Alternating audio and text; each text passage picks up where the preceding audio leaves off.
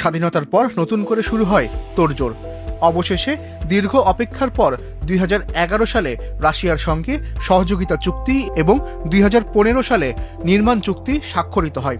2023 সালে প্রথম জ্বালানি আসার পর রূপপুর আন্তর্জাতিক পারমাণবিক স্থাপনার মর্যাদা পায়।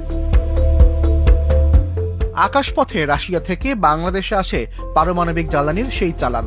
এরপর আরও কয়েকটি চালান আসে। পরে বিশেষ নিরাপত্তার মধ্য দিয়ে সড়কপথে রূপপুরে নিয়ে যাওয়া হয় জ্বালানিগুলো। এরপরে সেগুলো মজুত করে রাখা হয়েছিল রূপপুরেই। ইউরেনিয়ামের ছোট ছোট 1.5 সেন্টিমিটারের প্যালেট দিয়ে তৈরি হয় এক একটি রড। এমন 312টি রড নিয়ে তৈরি হয় একটি ফুয়েল অ্যাসেম্বলি। প্রথম ইউনিটের চুল্লিতে এমন 163টি অ্যাসেম্বলি বসানো হচ্ছে। এতে সময় লাগবে প্রায় 1 মাস। এই ইউরেনিয়াম থেকে উৎপাদিত তাপে পানি ফুটে বাষ্প তৈরি হবে, আর সেই বাষ্পের শক্তিতে টারবাইন ঘুরে তৈরি হবে বিদ্যুৎ।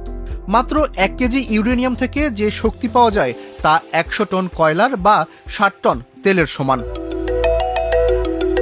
নিরাপত্তার প্রশ্নে কোনো আপোষ করা হয়নি এই বিদ্যুৎ কেন্দ্রে।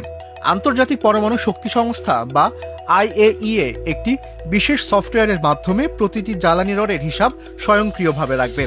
বাংলাদেশ এই শক্তির কেবল শান্তিপূর্ণ ব্যবহারের অঙ্গীকার করেছে, আর তেজস্ক্রিয় বর্জ্য নিয়ে বাংলাদেশের চিন্তার কোনো কারণই নেই। চুক্তি অনুযায়ী উৎপাদিত বর্জ্য রাশিয়া ফেরত নিয়ে যাবে এবং তাদের দেশে মাটির 400 মিটার নিচে পুঁতে রাখবে। রূপপুর বিদ্যুৎ কেন্দ্র দেশের মোট চাহিদার প্রায় 10 থেকে 12% পূরণ করবে বলে আশা করা হচ্ছে। জীবাশ্ম জ্বালানির চেয়ে এটি অনেক বেশি সাশ্রয়ী।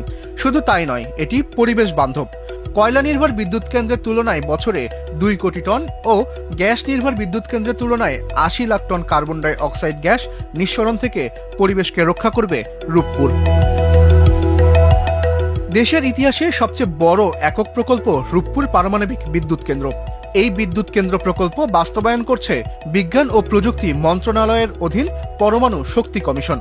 এই প্রকল্পের আওতায় 1200 মেগাওয়াটের 2টি ইউনিট নির্মাণ করছে রাশিয়ার ঠিকাদারি প্রতিষ্ঠান অ্যাটমস্ট্রয় এক্সপোর্ট। প্রায় 1,38,000 কোটি টাকা ব্যয়ে প্রকল্পটি আলোর মুখ দেখছে। এখানে কাজ করছেন প্রায় 30,000 দক্ষ কর্মী, যাদের মধ্যে 6,000-এরও বেশি রাশিয়ান। বিদ্যুৎ কেন্দ্রটিতে কর্মরত বিজ্ঞানী, প্রকৌশলী আর কর্মীদের জন্য আজ এক অন্যরকম আনন্দের দিন। তাই তো মানচিত্রের দূরত্ব ভুলে দেশি বিদেশি সবাই যেন একই উচ্ছ্বাসে মেতে উঠেছে। 3 মাসে 300 মেগাওয়াট বিদ্যুৎ উৎপাদন হবে এই বিদ্যুৎ কেন্দ্র থেকে, যা আগস্টের দ্বিতীয়ার্ধে জাতীয় গ্রিডে যুক্ত হবে। 2027 সালের জানুয়ারি